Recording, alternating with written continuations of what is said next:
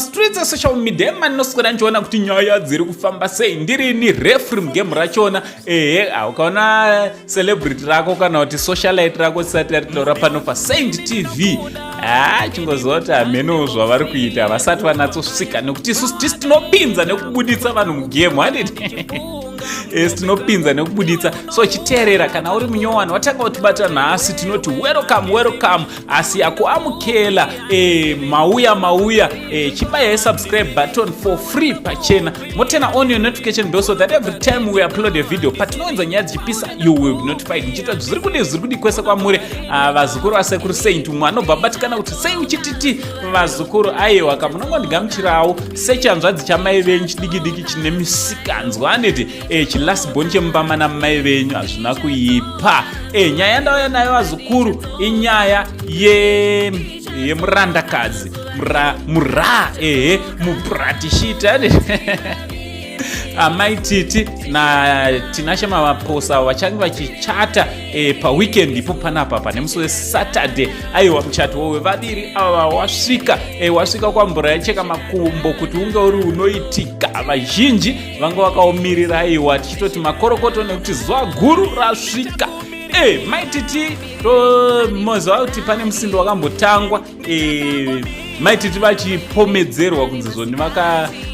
vakataura naWinky D akatena down offer yavo ye500 moizwa nyaya yachona iri pafirst pinned comment kana usinoiona so maititi vakabva vataura kuti aiwa muchato ndori nevaripo kare handiti vakatobhukiwa so vakabhukiwa vachona ava handiti uyanonzi Khumalo chimhandare chepasouth Africa apo Khumalo ndiye achanga achiperforma pamuchato waamaititi handiti Khumalo currently she is in Zimbabwe atongovinga muchato wamaititi naTinashe Maphosa chete ameno munofungewo vazukuru muchato kuchange uchinakidza ukuku muchato tofanira kutoendawo sasekuru vevanhu masekuru tisi tinotodiwa ikoko ameno munofungewo vazukuru maititi naartist abva kuSouth Africa Khumalo achanga achiperforma pamuchato waamaititi ndozvatatuya kuzokuzivisa vazukuru zviri kuitika vamwe ndovari kuti zvoni muchato wamaititi kwai hai ndewe $100,000 handiti bajeti remuchato wavo i$100,000 ameno vazukuru chaivo zvinoitika macelebrity vane mari vamwe vachona ava handiti vamwe vachona vanoshanda nesimba so hazvirambi vazukuru zvenyu zvekutaura zvoni maititi vanoroja Tinashe Maphosa vachona vanoroja kaflat handezvenyu